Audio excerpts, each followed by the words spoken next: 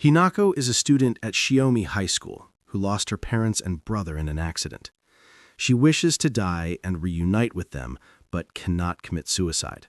Surprisingly, her unique blood attracts yokai, monsters that want to eat her. She agrees to a deal with a yokai named Shiiori, who promises protection from other yokai until Hinako reaches her peak, at which point Shiiori will eat her. It all begins with Hinako closing her eyes and seeing herself in the deep blue sea. She recalls a girl with blue hair and eyes, who appears in her memories covered in blood. Hinako wakes up and receives a message stating someone cannot celebrate her birthday, hinting at her past loss. On her walk to school, she sees a happy family and remembers her own. She imagines her brother saying he will join their parents and calling to her. She hates summer because it reminds her of painful memories. On a bridge, she stares at the water and notices something bubbling, resembling a large but unclear shape. Suddenly, a girl with sea blue eyes grabs Hinako's arm, warning her against staring too much. The girl adds that she thought she might jump, which offends Hinako, so she pulls away and goes to school. In her classroom, her friend Miko apologizes for not walking with her. Miko is overprotective and cheerful. More people join their conversation, and Hinako imagines the ocean around her. The voices fade, and a strange quietness surrounds her. The blue-haired girl appears in her vision, confusing Hinako. Hinako and Miko prepare to leave school, when another student informs Miko that teachers want to speak with her. Hinako decides to wait. She looks for something to pass the time, and images of the sea fill her vision. The blue-haired girl appears again, leading her out of the school. Hinako feels foolish for going near the sea to investigate wave sounds. Hair-like vines emerge from the water, grabbing her foot and throwing her to the ground. The vines drag her toward the sea. A zombie-like woman appears, expressing desire for Hinako, and continues dragging her until she falls into the water. Hinako does not resist, imagining she will finally join her family. Then she wakes up back on the street. The blue-haired girl smiles and reveals her true form as a mermaid. Scales grow in her skin, and her hands turn into claws. Hinako is in shock, barely comprehending events. The mermaid jumps into the water and kills the other creature. She emerges drenched in blood, similar to the earlier memory. She introduces herself as Shiiori and announces her intention to eat Hinako. Shiiori explains that many monsters will target Hinako, but she will protect her until then. Once Hinako's meat becomes more delicious, Shiiori will consume her. In class, the teacher introduces Shiiori as a new transfer student. Hinako cannot believe her eyes because the monster who wants to eat her is now standing there. She has no idea what Shiiori is planning. With no vacant seats available, Shiiori takes the chair behind Hinako, which belongs to her friend Miko. Shiiori then introduces herself to Hinako, pretending they have never met before. During the break, Shiiori sits with Hinako and asks about her lunch. Hinako talks about her food, but feels more curious about Shiiori's presence at her school. She is especially concerned about why Shiiori did not eat her the day before. Shiiori realizes that Hinako actually wanted to be eaten already, but explains that the time is not right yet, comparing Hinako to livestock that is cared for to improve its quality. She states she is waiting for Hinako to become her best possible self before killing her. This explanation upsets Hinako and she walks away. She hasn't felt happiness since the day she lost her family long ago. The idea of waiting longer to meet them is very difficult for her. She thinks Shiiori should have let the other monster kill her. However, Hinako decides to be strong so her wish can come true. She plans to wait patiently until Shiiori is finally ready to eat her. Miko returns to school a couple of days later, full of her usual energy. She's very surprised to see Shiiori, a stranger, sitting in her old seat behind Hinako. Miko learns the teachers switched their seats, placing her in the first row. This change makes her feel depressed, but something else bothers her more. She notices Shiiori acting very close to Hinako, which makes Miko feel jealous. A clear tension fills the air when the three girls talk together. Later, a teacher calls for Miko, leaving Hinako alone with Shiiori. Hinako begs the mermaid not to eat her friend, saying Miko is incredibly kind to her. Shiiori shows no interest in Miko, explaining that every yokai has different tastes in humans. She calls Hinako a rare specimen whose smell attracts all kinds of monsters, which is the reason for her protective guard. After classes end, Miko sees a chance to spend time with Hinako. When a teacher starts talking to Shiiori, Miko sneaks out of school with Hinako. They go straight to a store to buy snacks. On the street, they see many people and remember it is the day of the summer festival. This realization sends shivers down Hinako's spine and makes her very upset. Miko tries to invite Hinako to the festival, but Hinako refuses and is almost crying. Feeling guilty, Miko takes Hinako back to her house instead. During the walk home, Hinako watches the celebrating people and silently apologizes to Miko, but her escape is short-lived as Shiiori soon rings her doorbell. Shiiori is dressed for the festival and is ready to take Hinako with her. Unlike Miko, Shiiori will not accept a refusal. Shiiori explains that Hinako needs to be healthy in both body and mind to have good taste. Knowing this, Hinako feels even more pressured to accept the unwanted invitation. Hinako and Shiiori attend the summer festival together. Noticing many people with candy apples, Shiiori buys one for Hinako. Hinako reflects on Shiori's bossy yet incredibly kind behavior. When Shiiori holds her hand and leads her around the festival, it reminds Hinako of her family, triggering painful memories she is not prepared for. A sudden image of herself at a festival with her family overwhelms Hinako. She lets go of Shiori's hand and drops the candy apple. After a quick apology, she runs away. Hinako wants to remember her family, but the memories are too hurtful. The sight of fireworks causes her to drop to the floor as if she was suffocating. Shiiori later finds Hinako on the steps of a temple. Hinako feels completely lost and states she will not get any better, doubting Shiori's wish to eat her. Suddenly, Shiiori moves toward her and blood sprays from Shiori's arm. Another monster tried to attack Hinako and Shiiori placed herself in the way. Shiiori then mercilessly kills the creature. With her clothes and face stained in blood, Shiiori describes in a gory way how she will eventually eat and kill Hinako. She grabs Hinako by the neck and demands to know why she wants to die. Shiiori can sense Hinako's death wish through her scent, which she compares to a beached whale rotting on sand. Hinako then reveals her story. She says Shiori's eyes remind her of the ocean, the same ocean that killed her family. She squeezes her own arm, revealing horrible scars under her sleeve. In a flashback, when Hinako was 6, her family went on their first trip. Their car had an accident with a truck and went off a cliff. Hinako was thrown from the car and the only survivor. She was forced to watch the car with her family inside burn and slowly sink into the ocean.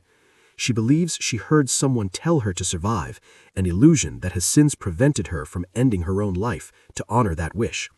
This is why meeting Shiiori made her happy, as it offered a way for her wish to die and rejoin her family to be granted. Shiiori thanks her for her honesty and tells Hinako to view her tragedy differently.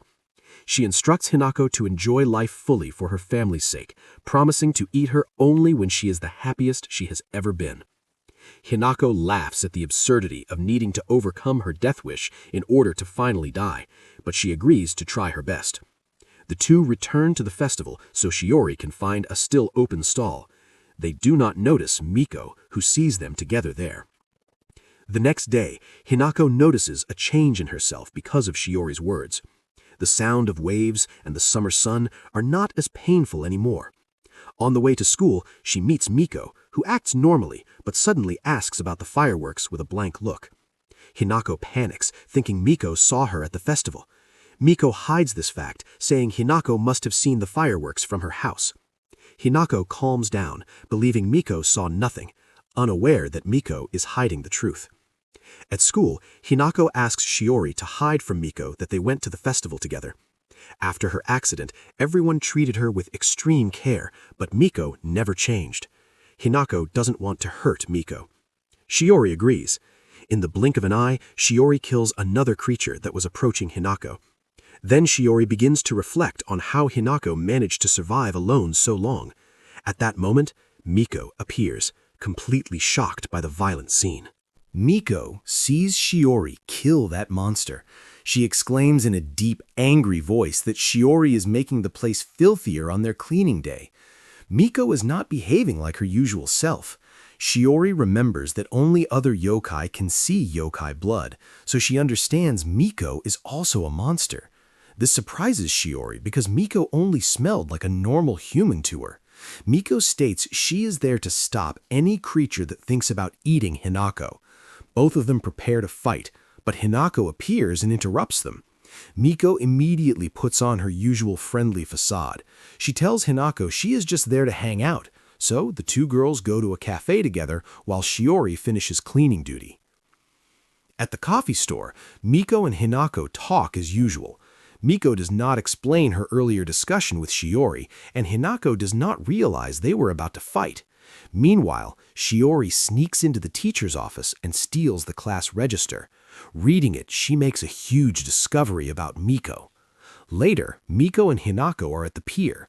The excited Miko tries to convince Hinako to visit another cafe. Shiiori suddenly appears and demands that Hinako get away from Miko. Hinako does not understand and hides behind her friend.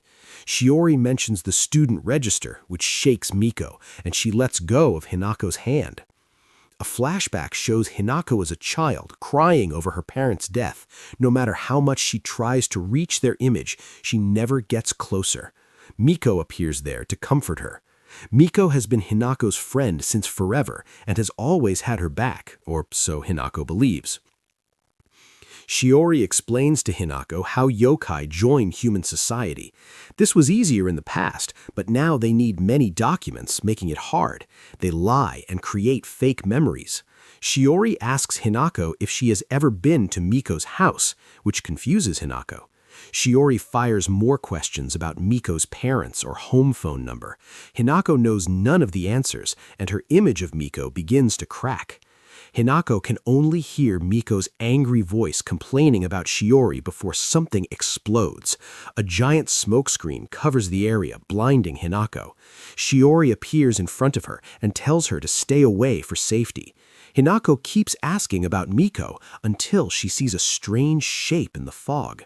Just as the fog lifts, she sees Miko's true form, a giant and furious fox.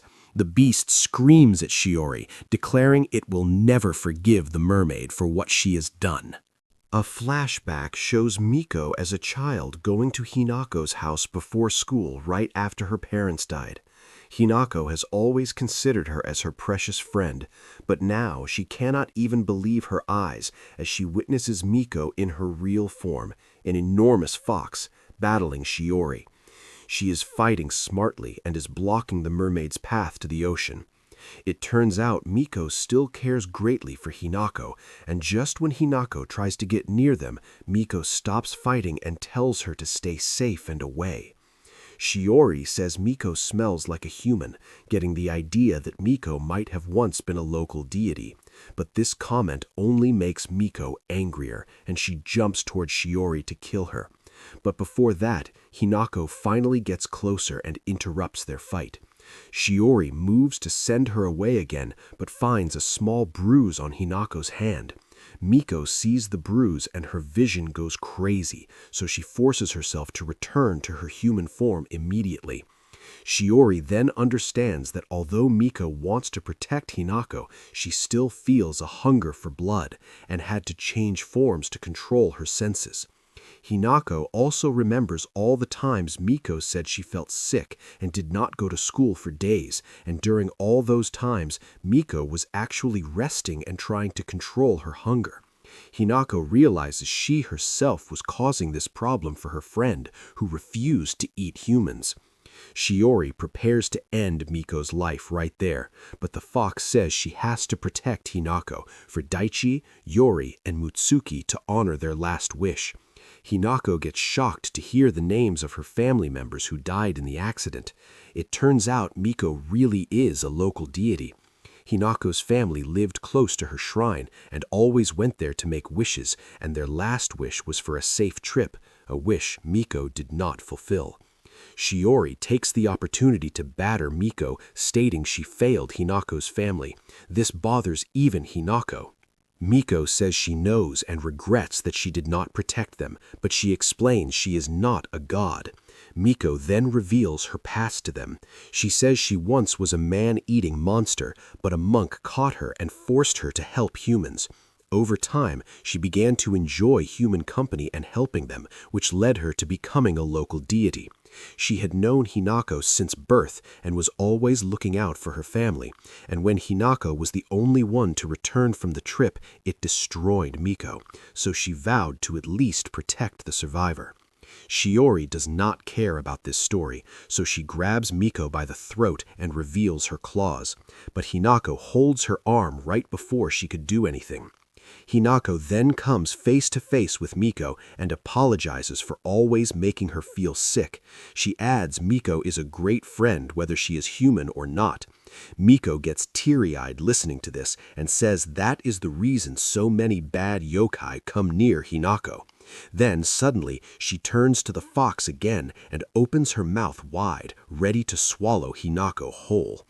Next, a sound of blood gushing out is heard, and Hinako thinks about her life, feeling like she has been sinking into the ocean since her family died, but never sinking all the way because Miko was always there for her.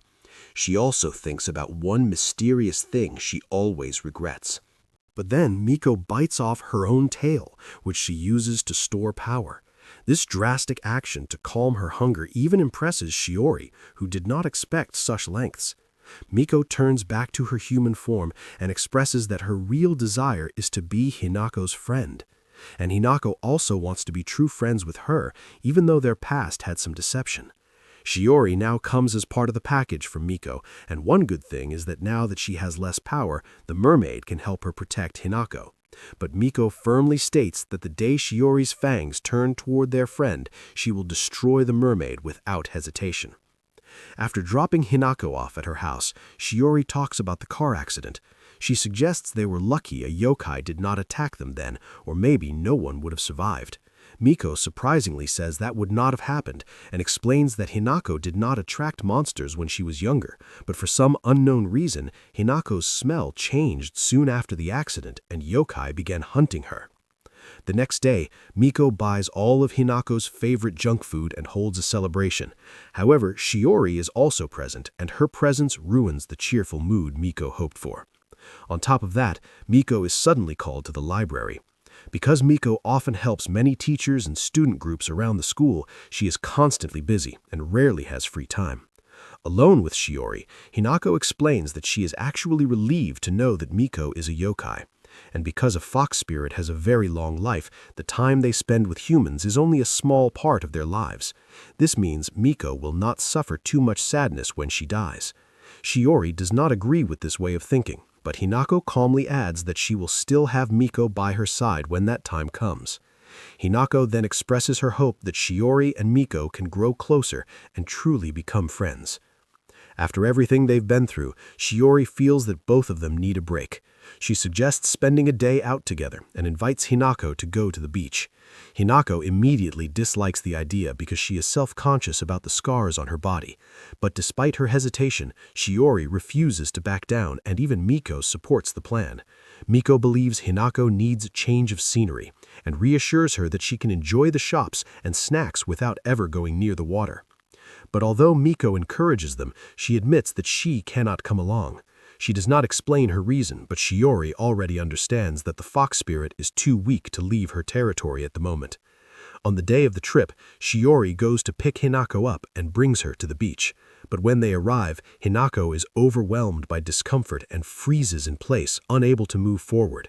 So Shiiori gently reassures her, helping her calm down and find the courage to continue. And just as Miko suggested, they spend their time browsing the shops and enjoying sweets together. For a while, everything feels peaceful and normal, but then suddenly the clear blue sky becomes covered with clouds and it starts to rain. Shiiori comments that they never seem to get a quiet moment to relax, and almost immediately after, several eerie hands start rising from the water.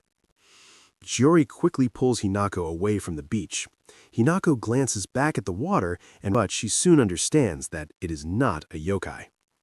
Shiiori explains that these creatures are neither human nor spirit, they are despite the pouring rain. Gradually, the rain stops and they decide to head home. For the first time in a long while, Hinako smiles brightly and asks Shiiori to bring her to the beach again. Shiiori agrees happily, but at that moment, a monstrous mermaid-like smile briefly flashes in her mind. Back at school, Hinako already has a new plan. Miko is helping with a basketball training camp, but the other girls who were supposed to assist, Shiiori, not wanting to miss out, invites herself along. Miko frowns at the idea, but Hinako insists she will only go if Shiiori comes with her. Both girls are surprised by this, and the three start to banter. Hinako gives another rare smile, saying she is looking forward to the training camp. At the camp, Shiiori and Hinako meet the staff. Miko knows Hinako's deepest wish, but cannot grant it. Shiori's desire is simpler, yet darker. She wants to eat Hinako, which allows her to get closer to her. Miko responds that she has something Shiiori does not. Shiiori feels a twinge of envy at this truth. Later, Shiiori takes out the garbage while she shares with Shiiori. Miko and Shiiori watch them from a distance, which could make her a potential problem. That night, Shiiori pretends that she and Hinako still have tasks to complete so that their classmates do not see Hinako's scars during the group bath. He refuses the idea, leaving abruptly. Suddenly, Ayame appears again, and a wicked smile appears on her face as she sees Hinako alone. She approaches, saying she wants to have a little chat with her. Elsewhere, Miko presses Shiiori about how she knows about the scars on Hinako's body. Shiiori insists it was nothing more than coincidence, and Miko responds by sharing what really happened after the accident. When Hinako was found, neither the doctors nor her aunt believed she would survive, and the fact that she did was nothing short of a miracle. As for her, at that same instant, Miko and Shiiori sense a yokai's presence and rush to find Hinako. Wanting to avoid drawing attention, Miko manages to break away and run, but the creature follows close behind. Once human, she raises the weapon to strike. Hinako realizes something has changed inside her. She dodges the blow, and the axe only grazes her arm. Ayame freezes when she senses mermaid blood within Hinako, confusion halting her attack just long enough for Shiiori to arrive. Without hesitation, Shiiori lunges at the spirit, and only to find Ayame standing there again, completely intact. Ayame explains that her body is meaningless, only her head is real, and she can sense Shiori's blood within her, and although Hinako believes her connection to the mermaid is recent, it actually began long ago. Ayame leaves Hinako with one final revelation. If a yokai consumes a human who carries their own blood, the taste is unbearable.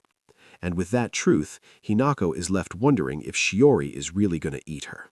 Hinako walks to school lost in thought, replaying Ayame's words over and over in her head, and by the time lunch arrives, Miko can tell something is off about her. Sensing the tension, she reassures Hinako that she doesn't have to carry everything alone, and that she can trust her. After hesitating, Hinako finally shares what Ayame told her, leaving Miko just as shaken, though she tries to stay grounded and points out that they still can't be certain. Ayame may not have had a reason to lie, but if something this serious is true, they need to confirm it themselves rather than rely on faith alone. Half joking and half desperate, Hinako even offers to let Miko taste her blood, an idea her friend shuts down immediately. Instead, they agree the only real option is to confront Shiiori directly and hope she's willing to tell the truth, with Miko promising she'll stand by Hinako through all of it. That promise doesn't last as long as Miko hopes. Someone reminds her of her cleaning duty for the day, forcing her to leave Hinako alone, though she insists she'll help as soon as she can. On her way home, Hinako stops at a quiet bench and calls out to Shiiori, certain she must be nearby since she's always watching over her. The mermaid appears sooner than expected, as if she had been waiting. Hinako doesn't waste time and asks about Ayame's story, prompting Shiiori to dodge the question at first and even lie, until she realizes there's no escaping the truth. She turns the question back on Hinako instead, asking whether she would push her away and send her off if everything Ayame said were real. Hinako struggles to answer, and Shiiori takes that silence as her cue to continue, admitting that it's all true. They met once before, 10 years ago, during a trip Hinako took with her parents, and it was during that brief encounter that Shiiori shared her blood with her. The revelation leaves Hinako stunned, though fragments of memory begin to surface, enough for her to sense that Shiiori isn't lying. Shiiori explains that she did it on a whim, partly to repay a small debt, knowing the blood would help Hinako recover more easily and attract fewer yokai. What neither of them expected was the accident, which caused the mermaid blood to surge through Hinako's body all at once, changing her in ways that went far beyond healing. Then Shiiori reveals the truth Hinako never imagined.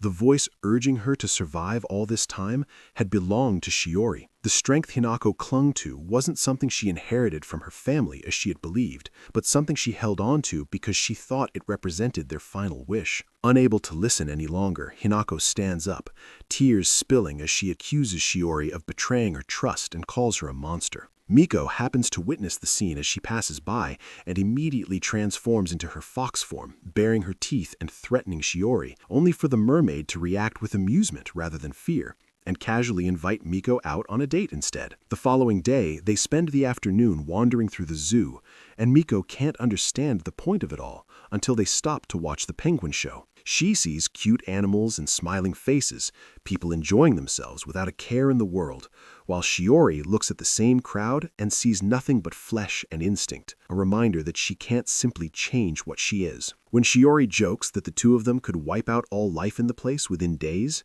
Miko immediately declares she would protect the people without hesitation. And it's that certainty that Shiiori envies most. Elsewhere, Hinako reflects on how utterly lost she feels, remembering how everything once seemed like being dragged beneath the surface of the ocean, suspended between sinking and breathing. She couldn't betray Miko or the belief that her family wanted her to live, and Shiiori had been the only one who told her it was acceptable to let go, only for her to realize now that even that permission had been built on a lie. Miko later tells Shiiori that she should try to live the way she does, protecting others and finding meaning in it. But even as she says it, she doubts it's possible for the mermaid. Shiiori agrees, admitting she once tried to live that way herself and failed. She recalls meeting a young girl long ago, who much like Hinako had no desire to keep living, and the child stared up at Shiiori in her half-mermaid, half-human form. Shiiori tells Miko about the place where she once lived, a secluded cove where humans abandoned unwanted children, a grim cycle that guaranteed her an endless source of food. One day, a child arrived who didn't stir her hunger at all, and instead of eating her, Shiiori let the girl live. While Shiiori fed on the humans who continued to fall into the cove, the child survived by fishing, and over time her quiet presence turned into something resembling companionship, something the mermaid found herself growing fond of. As the years passed, the ocean currents shifted, making the cove harder to inhabit, and when Shiiori finally left, she did so after offering the girl a parting gift, her own flesh. The gift only bred hatred. Mermaid flesh granted immortality, and the girl felt trapped by a life that could never end, blaming Shiiori for what she saw as a curse.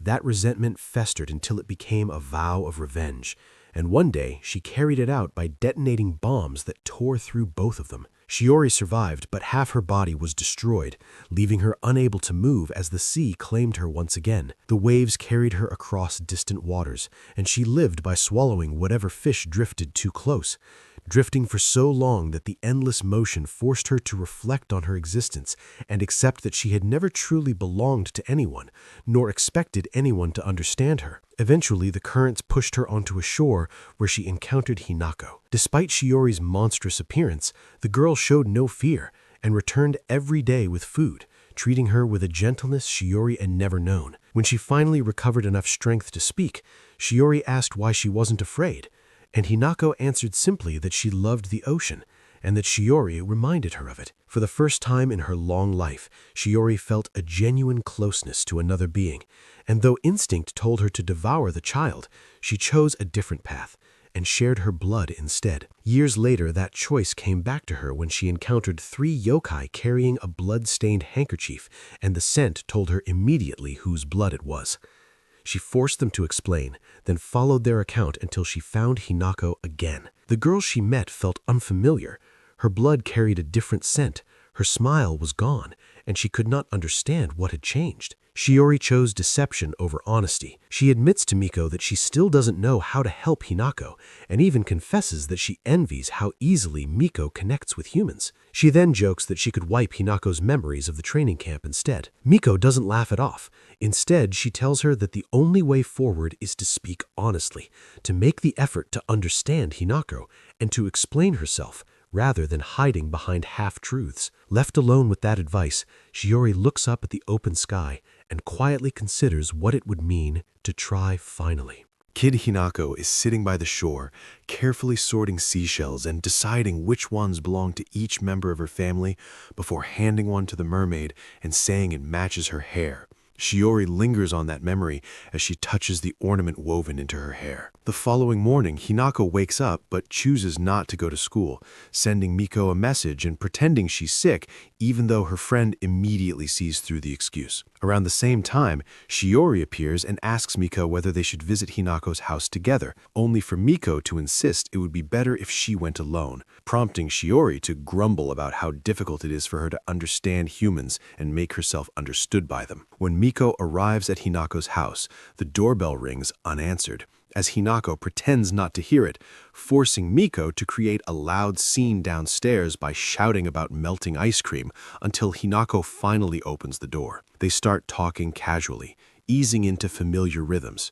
Still, Shiori's name inevitably comes up, and Hinako asks Miko whether she was happy that she survived while the rest of her family didn't, a question Miko answers honestly. She admits that losing Hinako's family devastated her, yet she couldn't stop herself from feeling relieved that at least Hinako was still alive, a confession that makes Hinako break down, as she apologizes and says that while she's grateful Miko cares about her, she wishes she had died alongside her family. Miko stays with her, offering comfort until the tears subside, and then quietly leaves the house. As she walks away, Miko reflects on Hinako's words, knowing they hurt because they confirm something she has always sensed. Her thoughts drift to Shiiori and all the time she casually said she would eat Hinako, realizing now how complicated those words must have been for her as well. The next morning, Hinako receives a message from Miko telling her it's fine if she wants to skip school again, but this time she gets out of bed,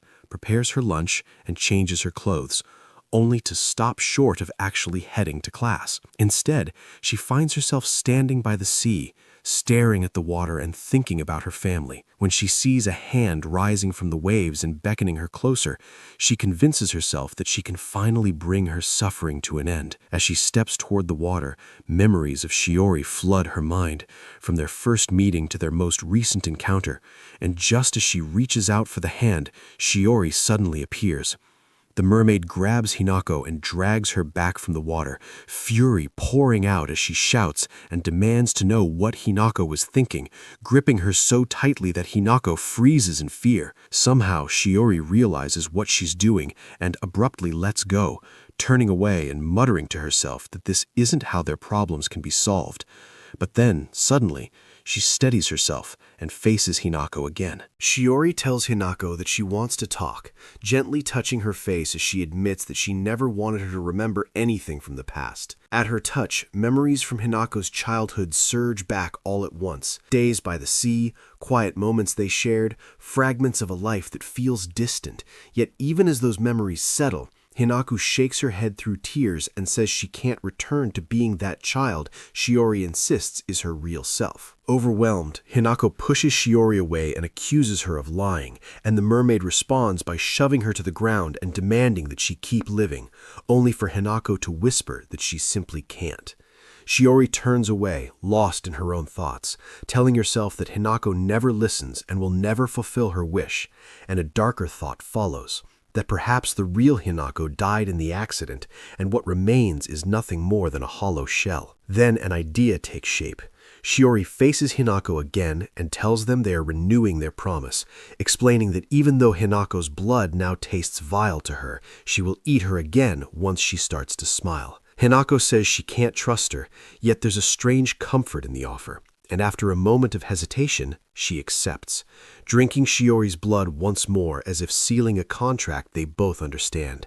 To silence any lingering doubt, Shiiori leans in and bites Hinako's mouth, tasting her blood and laughing as she complains about how awful it is, leaving Hinako stunned at the suddenness of it. Not long after, Miko rushes to Hinako's house, worried sick, and stops short when she finds Shiiori there with her, a sight she never expected to see.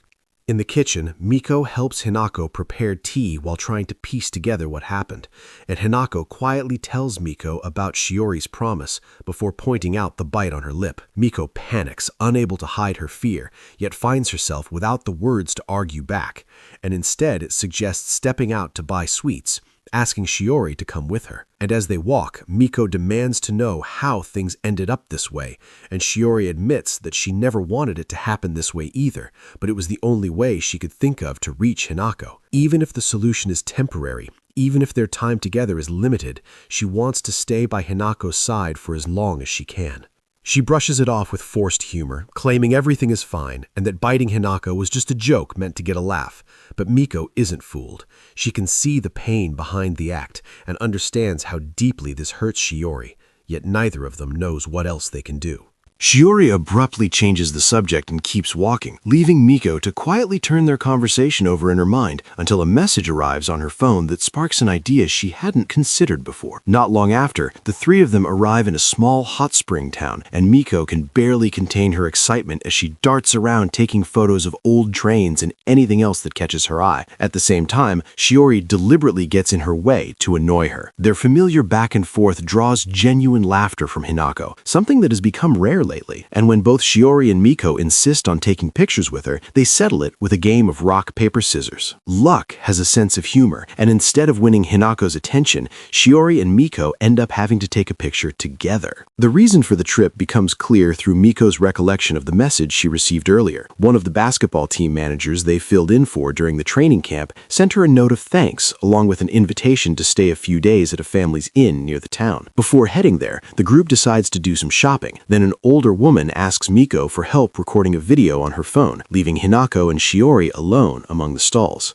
Hinako lingers at a stand filled with hair clips, clearly lost in thought, and Shiiori tries to encourage her to pick one out, only for Hinako to gently place it in Shiori's hair instead and say it suits her better, echoing the words she once said as a child. From that moment on, Hinako smiles more easily and carries herself with a lightness that feels almost unfamiliar. While that should make Shiiori happy, their renewed promise turns every one of those smiles into a quiet pain. Miko notices the tension once they arrive at the inn and comes up with a plan, complaining loudly that she wants ice cream but doesn't have the energy to get it, leaving Shiiori and Hinako no choice but to head out together. On the way back, glowing lights drift through the air and catch Hinako's attention, but Shiiori quickly stops her from touching them, explaining that they aren't fireflies at all, but something closer to wandering souls. The sight brings their thoughts back to the day at the beach, and Hinako finally asks whether Shiiori truly wants to eat her. Shiiori admits that she doesn't, but says she felt she had no other way to reach her, before turning the question around and asking whether Hinako is enjoying the trip. After a moment of hesitation, Hinako confesses that she hadn't wanted to come at first, and that for a while she only pretended to have fun because she believed it would bring her closer to her wish,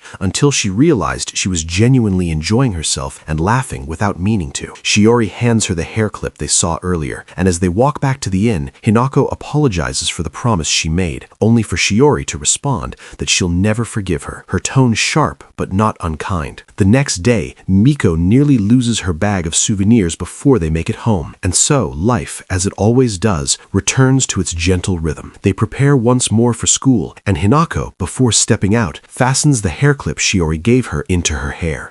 And that is it for today. If you enjoyed this recap, please subscribe to the channel, hit the like button, and feel free to write whatever you want in the comments section. Thank you for watching.